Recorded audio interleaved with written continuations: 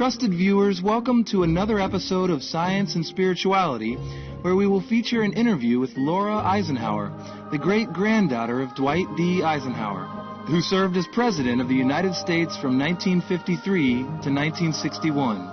Miss Eisenhower describes herself as a global alchemist, cosmic mythologist, artist, and Earth advocate. Supreme Master Television had the opportunity to interview Miss Eisenhower during the October 2011 Conscious Life Visionary Expo in Los Angeles, California, USA, where she presented a talk entitled Extraterrestrials and the Eisenhower Legacy. Laura Eisenhower believes that while in office, President Eisenhower met with extraterrestrials. In a January 20th, 2011 online article, she wrote for All News Web entitled, "My great-grandfather, Ike, knew about UFO and alien visits to Earth." She writes, "I am a great-granddaughter of President Dwight D. Eisenhower, and I should say from the start that I am fairly certain Ike was aware of aliens visiting Earth. In so many ways it was obvious. For starters, there were the little comments here and there. Mamie, my great-grandmother and former First Lady, was even said to have divulged something about the topic to the father of noted ufologist Ed Grimsley, a distant relative, for instance. Miss Eisenhower said that she, too, had been in touch with extraterrestrials and seen UFOs. I've seen weird stuff in the sky. I had a visitation when I was a kid that was preparing me for this path that I've been on. They were this luminous race. They didn't really tell me who they were. I believe they were Andromedan or Arcturian. When she was younger, Miss Eisenhower did not like to reveal her last name or connection to her great-grandfather.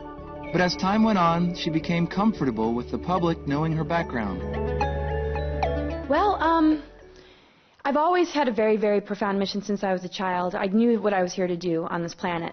And I also felt that in order for me to really get a grip on me, separate from my family, that I didn't want to wind up taking a route in my life that was connected to that name and where it is today, where I am coming from a place that's much more connected to the warrior side of it, connected to really completing a legacy on a personal level and on a level that connects to him as president. So I wanted to wait until I got into a certain level on my path in order to be able to bring that name in and how it uniquely relates to me and my own work in connection to him as a person and also to my whole family as a voice of this ancestral line that isn't so much based on what I grew up in, but based on myself as a multidimensional being who has had my own particular path that has put me in such a family. So I just felt that I didn't want that sort of attention until I really had solid truth as far as facts, as far as having a grip on my own soul mission, so that if I were to be asked questions, that I would be able to clearly speak on certain subjects without having too much gray area or too much lack of information, to be able to be very concise about the information I'm bringing forward. Miss Eisenhower believes our world has lost its natural order as the feminine energy has been overwhelmed by the masculine energy, and that this must change for the planet to be uplifted in consciousness. She says this divine feminine energy is represented by a goddess called Sophia. I'm here to reveal many, many other truths connected to this, to the goddess Sophia, Gaia, the planetary body. If we look at the planetary body, Gaia, it's a living organism, it's a cosmic being, it's a multidimensional planet that connects to source energy, that connects to the whole cosmos, you know, all races and everything in between. And it's a feminine energy in a lot of ways, but it's also, of course, merged with the male as far as sacred union is concerned, as far as the archetypes are concerned. But we find the stories in these myths, even though the myths have been tampered, if one reads between the lines and looks at their own life and looks at the real history and really reads into it all, it's actually very simple, and we don't have to let it get us all confused. We can just simply see a being that has wholeness, that has been split, where the masculine and feminine are out of balance, the powers are out of balance, the feminine is kicked to the side, the male energy has control. And, you know, this isn't even to blame a gender.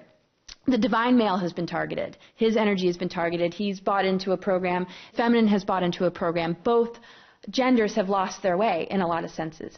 But I think the divine male has been just as targeted. The reason there's attention on the divine feminine is because it's been hidden, whereas the empowerment has been to the lower male. And it's about really the divine masculine and feminine waking up and forming union.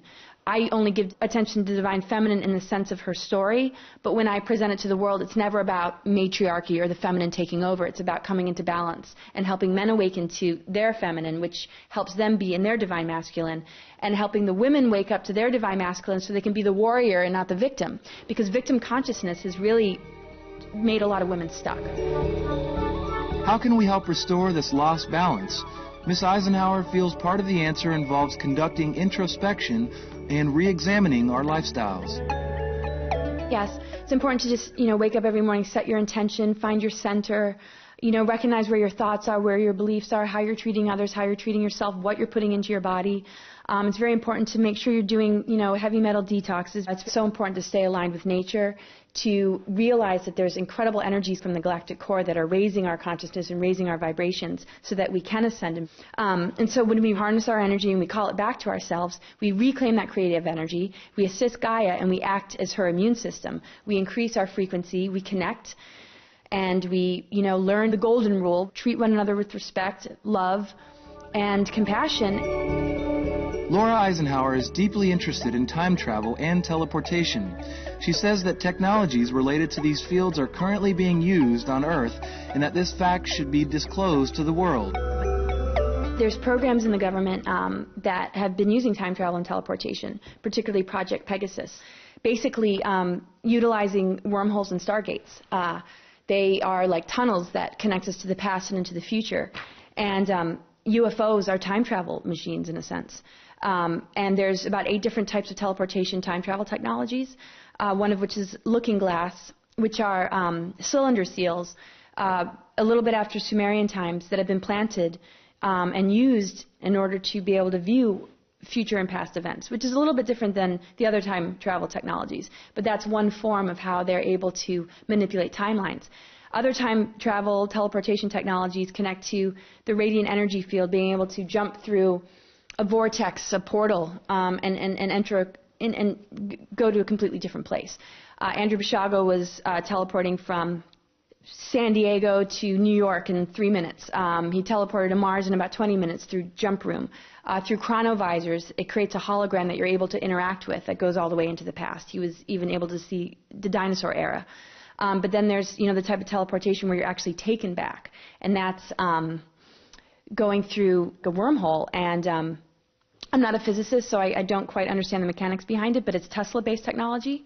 So you're able to, journey through a tunnel into the past and through, present time locations, from one place to the next.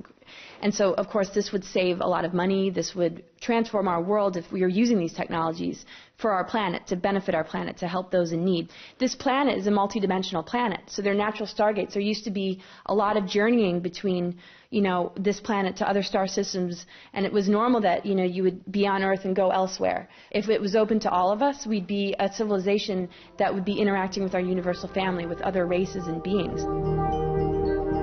Our appreciation, Miss Laura Eisenhower, for sharing your perspectives on extraterrestrials, teleportation, and the urgent need to restore natural order on our planet.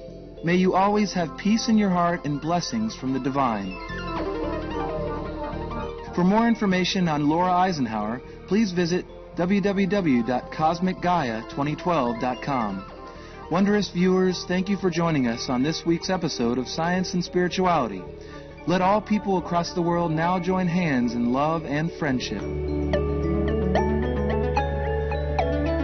For more details, please visit www.suprememastertv.com/SS